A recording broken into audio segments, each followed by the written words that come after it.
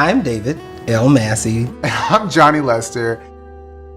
One of my family members came into my home about to unpack their clothes, and I see brand new towels.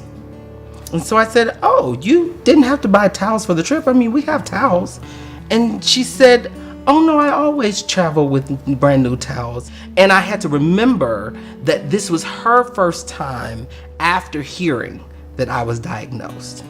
So I had to then put on my education hat and say, it's not what you think it is.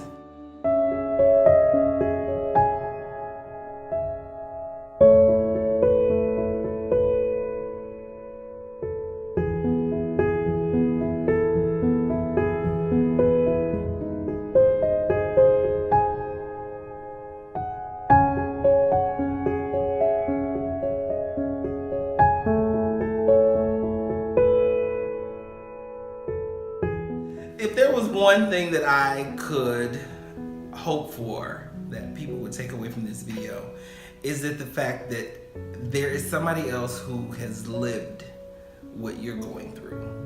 And I want you to know that you are not alone. If there's one thing I want people to take from this video is learn how to love covers a multitude of things.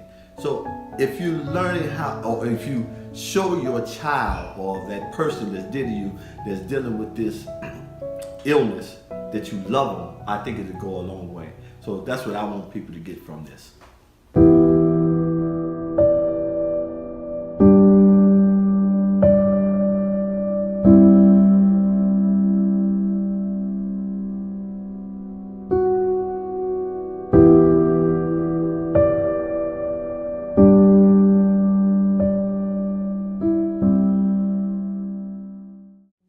So I'm here with my dad. Of course, many of you know I'm David L. Massey Jr.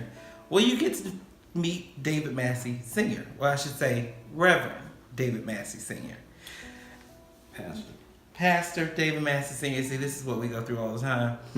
But it's interesting that he said that, because I remember the day that I disclosed my status to my dad, and he had a very interesting response. Why don't you tell them what was the first thought that came through your head when you heard me say, "Dad, I have HIV"? My son is gonna die. And there's absolutely nothing that I can do about it. So it was more fear, because no parent wants to bury a child. The way I think it is, a child should always bury their parent.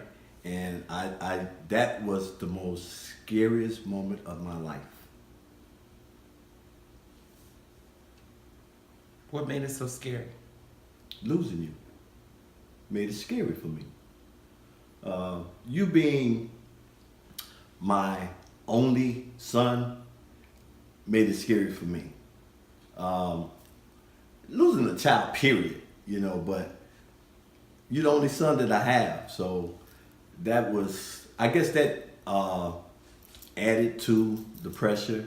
I'm with 5 children, and you being the only son, I guess that made it harder for me.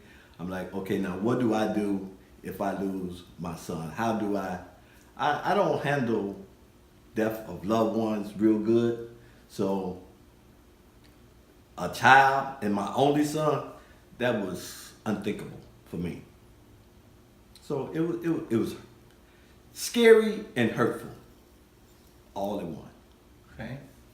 So and that was, I believe that was a natural parent's reaction. Mm-hmm. So you wear many hats. You're not just a dad, you're not just a husband, but as you mentioned, you're a pastor as well. Right. So there is another element to your thought process. Okay. Tell me about where that came into did that play into the equation of how you felt at all? You being in a part of the faith-based community? Yeah, because the Bible says it's impossible to please God without faith. So now I have to trust and believe that God is going to make this situation all right. I mean, regardless of the outcome or the ending, God is going to make this situation all right. It's not like I haven't been faced with situations that my faith is going to play a major role in how I take it or how I receive it. But in this case now, this is my child. Now I got to trust God to make this situation all right.